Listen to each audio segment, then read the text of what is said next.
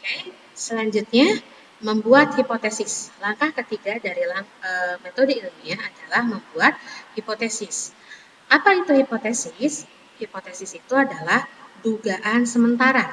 Jadi membuat hipotesis itu membuat dugaan sementara terhadap masalah yang diselidiki. Tadi rumusan masalahnya kenapa pohon tumbuh ke arah datangnya cahaya matahari. Maka hipotesis itu menjawab sementara. Kayaknya sih karena pertumbuhan pohon atau tanaman dipengaruhi cahaya matahari. Nah itu, jadi kata-katanya, redaksinya atau kalimat hipotesisnya itu pertumbuhan tanaman dipengaruhi cahaya matahari. Selanjutnya, langkah yang selanjutnya adalah melakukan eksperimen. Ya, melakukan eksperimen itu dilakukan untuk menguji benar atau tidaknya hipotesis. Ya, benar nggak sih kalau tanaman itu memang pertumbuhannya dipengaruhi oleh cahaya matahari? Nah, seperti itu. Nah, untuk melakukan eksperimen, tentunya harus disediakan alat dan bahan yang sesuai dengan eksperimen yang akan kita lakukan. Eksperimennya tentunya harus sesuai dengan hipotesis dan rumusan masalah. Karena di sini melibatkan tanaman dan cahaya matahari, maka di sini kita harus menyiapkan tanaman yang disimpan di cahaya matahari dengan kondisi tertentu.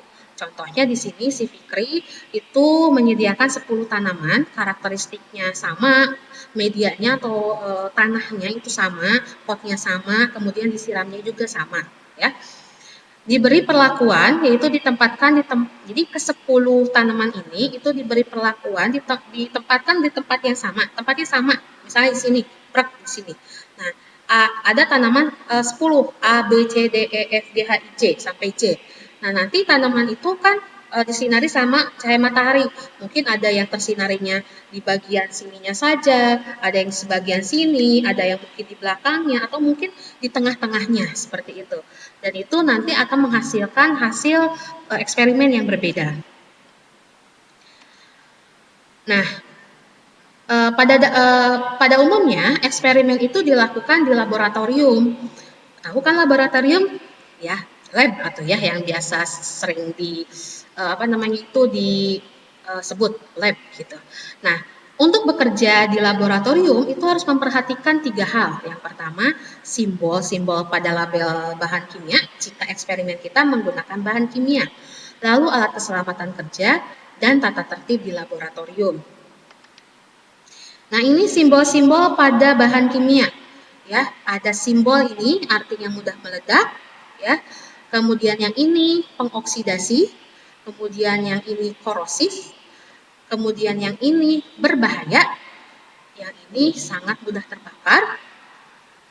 Nah, kalau ada di botol kimianya ada lambang ini artinya jika bahan kimia tersebut dibuang ke lingkungan, maka lingkungan tersebut akan rusak.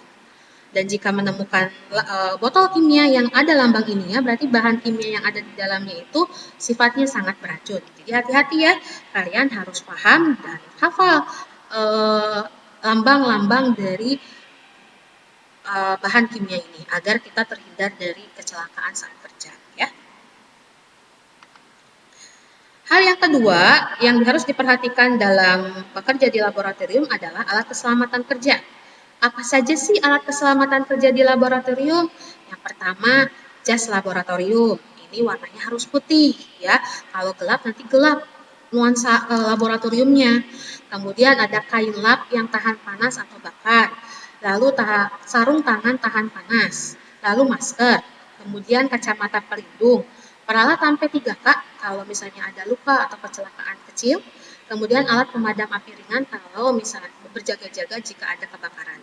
Tapi insya Allah kalau misalnya kita semua menuruti semua tata tertib, itu tidak akan terjadi kecelakaan. Hal yang terakhir adalah mengenai tata tertib di laboratorium. Tata tertibnya cukup banyak ya, mulai dari tata tertib pemakaian alat laboratorium, bahan-bahan kimia, cara kerjanya, dan keselamatan kerjanya. Kalian bisa baca sendiri, mungkin nanti bagian ini kalian boleh pause, kalian boleh baca untuk memahaminya ya. Ini juga. Terakhir tentang penanganan limbah. Jadi limbah atau sisa bekerja di laboratorium itu jangan sembarangan, ada aturannya. Kalian bisa baca di sini, oke? Nah, itu mengenai laboratorium.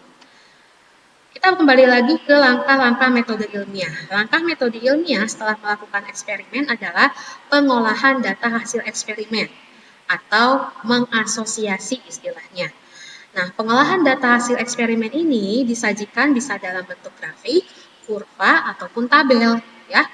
Nah, contohnya di sini Fikri kan tadi sudah melakukan eksperimen, otomatis si Fikri ini harus membuat grafik dari tabel hasil pengamatan, ya. Seperti apa? Nah, contohnya seperti ini. Tabel hasil pengamatan Fikri yang mengamati pengaruh cahaya terhadap pertumbuhan tumbuhan. Jadi cahaya itu apa ya, si pohon itu ada yang tidak melengkung, sedikit melengkung atau sangat melengkung di sini saat diberi perlakuan tadi yang di saat eksperimen. Kemudian tabel tersebut dibuat grafik seperti ini. Seperti itu ya. Kemudian langkah terakhir dari metode ilmiah itu adalah menarik simpulan. Nah, menarik simpulan ini adalah memberikan jawaban yang sebenarnya. Kalau tadi hipotesis jawaban sementara, kalau simpulan itu menarik jawaban yang sesungguhnya sesuai dengan hasil eksperimen. Jadi dengan singkatnya, menarik simpulan itu adalah menyimpulkan hasil percobaan. Contohnya di sini, setelah dilakukan beberapa kali percobaan, dapat disimpulkan bahwa pertumbuhan tanaman dipengaruhi oleh cahaya.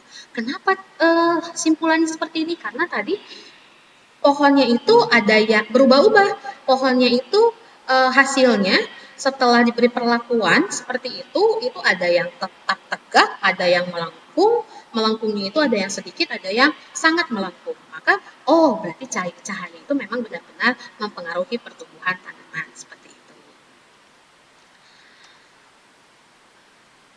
Nah, dalam melakukan metode ilmiah itu harus dibarengi dengan sikap ilmiah.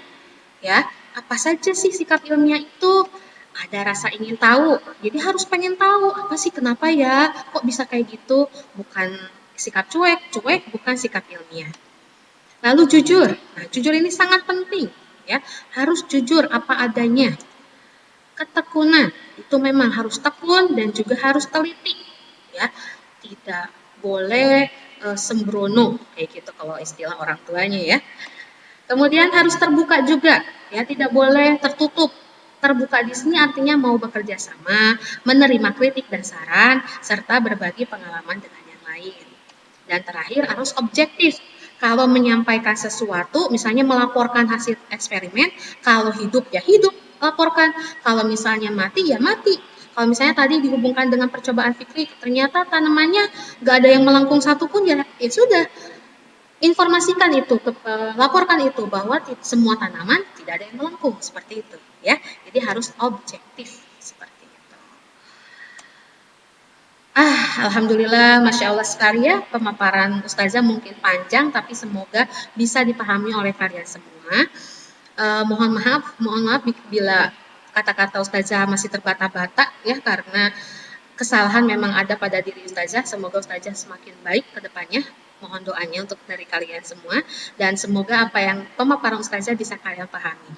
Jika kalian kurang memahami, kalian boleh bertanya, baik itu di grup belajar di WA ataupun di kolom komentar pada materi ini, pada link materi ini di Google Classroom lah.